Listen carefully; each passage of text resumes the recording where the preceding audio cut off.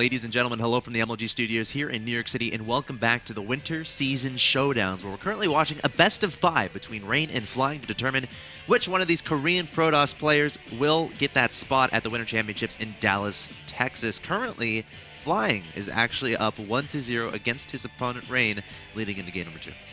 Great game 1 there by Flying. Can Rain strike back in game 2? Of course, Rain is well known for his exceptional skill there. Yeah. Game 1, you know, really kind of didn't work out quite so well his opening. Game 2, I think he's going to be a little bit more prepared for the new speed that the Dark Templar can arrive and the support that they can back them now with that lesser gas cost. Yeah, really cool strategy in that last game from Flying, able to get those early DTs out, and it's like one of those things where you're not necessarily investing a bunch into it, and it's also one of those things where it's like, usually when you do stuff like that, if it doesn't work, you're gonna lose the game. But there's so many different paths you can take after putting that down that Dark Shrine, where that risk isn't necessarily there. I mean, you could just make it into an Archon, try to press up the ramp. You could just deny the expansion at the very least, and then get an expansion of your own back home, and you have map control because your opponent has to get an observer out and to be able to see the DTs. I just think it's a really cool opening, the Dark Templar opening nowadays in Heart of the Swarm. So we'll have to see if any of these guys continue to go for that as this series proceeds along. Of course, let's introduce players. In the top left-hand location, we have the Red Protoss player, SK Telecom T1. He is Rain, and his opponent in the bottom right is the Blue Protoss player, Flying, who's currently up 1-0, representing Team Woonjin Stars. And I'm really pretty confident, but I'm really pretty confident that one of the players will probably expand fairly quickly on this map. I mean, looking at the architecture, of course, Akalong Waste is a relatively new map. It's using a bunch of tournaments now, but it's a pretty new map. But if I had to pick a map it's most similar to, it would be Entomb Valley, right? You've got the natural with the wide ramp, but then the third is very easy to take. I mean, just have that short passageway to break through, blocked by rocks, just like on Entomb Valley. And then your third just has that small little opening as well. So it's a great map to expand pretty early on in PvP because Blink pretty much has to come at you from the same direction, so it's not as big of a problem. And the walking distance across the map is very significant. Very long walking distance there for both of these players. And yeah, I mean, that's a good point. We'll have to see which of these guys is going to expand first. For now, though, excuse me, both taking a couple gases, which is pretty standard in PvP. It looks like actually identical builds to last game. Though we do have some probes roaming across the map here. One going to the north side from Flying. Could be proxying a building. It's going to be, I mean, if you're proxying, it's going to be Stargate or Dark Shrine, right? That's the only two buildings you'd ever really proxy. I guess Robos sometimes. Yeah, well, in versus Terran, you sometimes see a proxy robo. PvP, I don't think it's so likely. Thing. Oh, yeah, right. The 4-gate War Prism. I totally forgot about the build. I was thinking proxy mortals aren't common, but yeah, 4-gate War Prism. I mean, that build... Proxy Observer. Yes, the infamous, the axslav build. I love that one, man. And you know what I do? I get Observer speed, like, as soon as possible. Of course. And what you do is you make enough observers and you put them on speed patrolling around their base. If they don't have detection, their whole base looks blurry. Yep. And it just it'll give them a seizure, and then you win the game. Brilliant plan. Oh, it's Stargates from both players here. Rain not proxying it though, whereas Flying is going for that proxy Stargate. Interesting. I wonder what the extent experience here from Flying is, because this seems like a very Heart of the Swarm build. I mean, as silly as that sounds, like we're playing Heart of the Swarm, but like this is something that's very powerful, or that can be very powerful in a Heart of the Swarm. And I think Flying has done this before and has definitely researched that fact. So let's see what he can get done. Now, Rain is going to have the defender's advantage. I mean, he's going to be able to get out an Oracle very fast. And Flying, let's see what he makes. If you're proxying it, yeah, it's going to be Oracle. I mean, if you would go in Phoenix, you wouldn't proxy it. You might proxy it for Void Rays, but if you're trying to just get in there quick and do damage, nothing does damage faster than Oracle. I mean, that guy can just evaporate probe lines. And his Oracle, even though it's being built slightly later, will actually get to Rain's base faster than Rain's Oracle will get to his base because of that proxy. Of course, it also means as the game goes on, though, if they want to build more Phoenixes and stuff... Oh, he could scout this, potentially. Oh, is he going to do it? The Oracle's crossing the map. It looks like it's heading towards it. Straight toward it. Oh, wait. He just veered down a bit. Oh, my gosh. Oh, no. Wow. Oh, just barely missing it.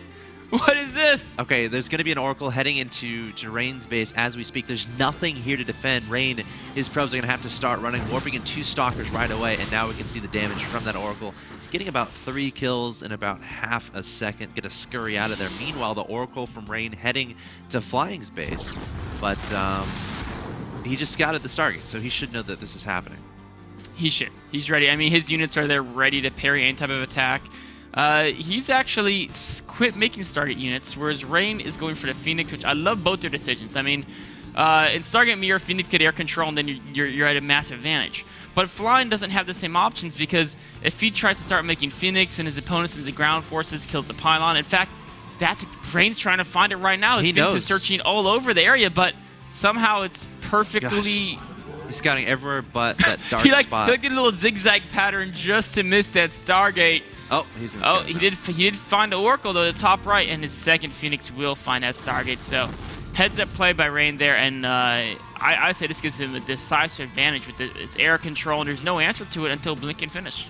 Yeah, and of course the reason he knew the proxy was there, he knows the timings, and he saw, okay, his Oracle was still a ways away from his opponent's main base as his opponent's Oracle was entering his base. So logically, he can recognize that his opponent did indeed proxy the Stargate. He's going to send some units over there to take care of that. Meanwhile, sending some Phoenixes into his opponent's main base. Nothing there at the middle line to defend. Going to be scurrying back there to help deal with that.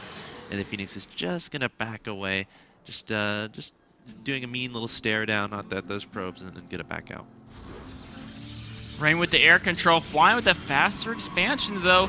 And you know, Rain actually stopped making Phoenix. And he's just going to use these 3 to get scouting, maybe try to get some harass done. But Flying's been pairing this harass very, very well. Of course, Blink takes 30 seconds longer to research in Heartless Storm than it did in Wings of Liberty. So he's got to deal with this without Blink for a little bit longer, and now the Phoenix getting the main. Probes are dying left and right. Yeah, Rain taking down so many probes here from Flying. Mothership Core gonna actually, but Mothership Core is very vulnerable, and Rain's gonna try to target this down, trying to dodge away from those Stalkers, and the Mothership Core will in fact fall. 1 Phoenix falls as well, though. One Phoenix fell and 2 more get very hurt. Trying to put some pressure in the front. Oh, and this is all set up. This is all set up to their troops in the front. Meanwhile, Mr. Oracle's hiding in the back with full energy. That could be so many probe kills if he gets in there. In fact, Flying's pushing out with his whole army.